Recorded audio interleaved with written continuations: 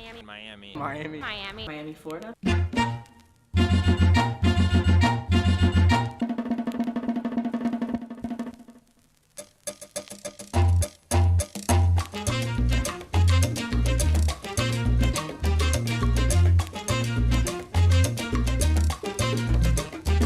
We are this diverse melting pot of cultures, biodiverse people, and culturally diverse people. It's reflected in our natural systems that surround the city as well. The City Nature Challenge is bringing awareness to the fact that we are this amazingly biodiverse city.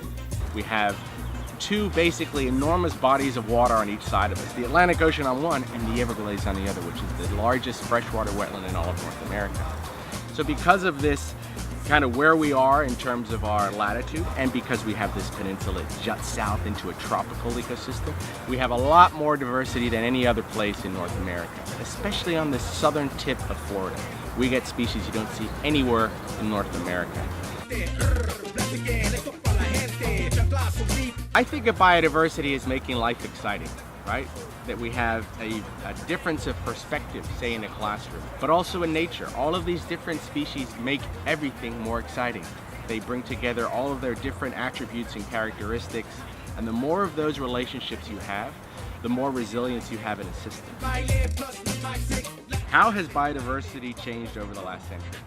That's a really good question because our city is about 100 years old, so markedly, right? I mean, incredibly. Where we're standing here would have been mangrove, and then it would have led to probably some coastal hammock and then pine rockland habitat. Now look at it. This is all landscape. This is all artificial. So Miami is a curious case where development has hit very hard, very fast.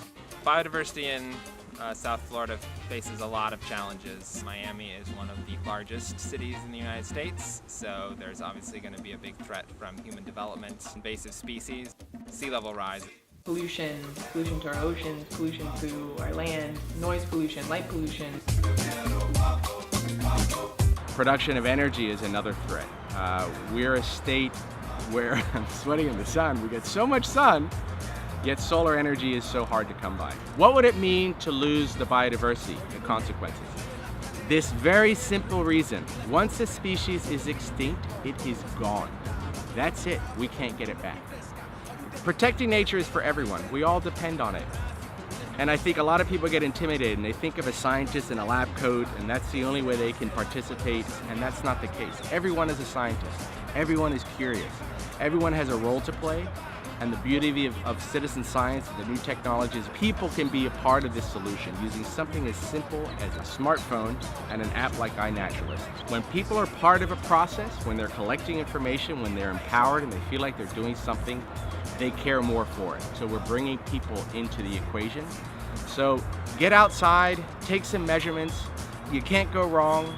And let your curiosity guide you and be a part of this equation, part of a movement, collecting nature and understanding nature.